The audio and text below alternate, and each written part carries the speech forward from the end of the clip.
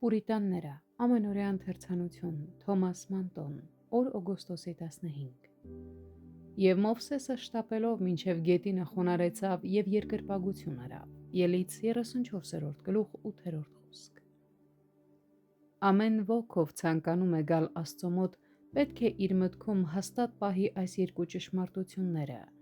Աստված կենդանի է և Աստված հոգի է։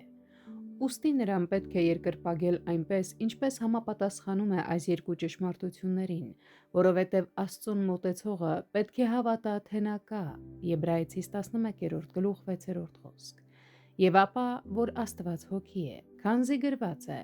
Աստված հոգի է, և նրան երկրպագողները պետք է հոգով և ճշմարտությունով երկրպագեն, Հովհաննես 4 գլուխ 24-րդ խոսք։ Ուստի երբ գալիս ենք Աստծուն աղոթելու,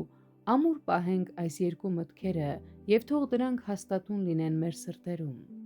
Աստված է, դուք կուռքի հետ չեք խոսում, այլ կենդանի Աստծո։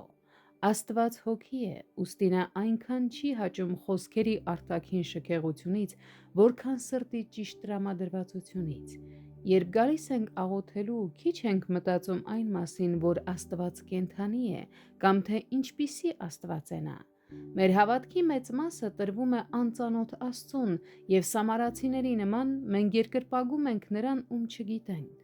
Աստվածային բնության վերաբերյալ վերացական դատողությունները կամ չափազանց բարձր ու խորիմաստ մտքերը չեն, որ մեզ պատրաստում են աղոթքի։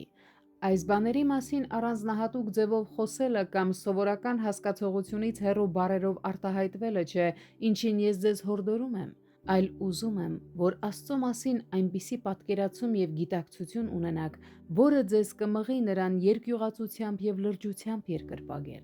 Աղոթքի ժամանակ մենք Աստծո մասին ճիշտ պատկերացում կունենանք, երբ այնպիսի հանդիպում ունենանք, ինչպիսին Մովսեսն ապրեց, երբ Աստված ցույց տվեց նրան իր թիկունքը և հռչակեց իր անունը, Ելից 33-րդ գլուխ 23-րդ խոսք։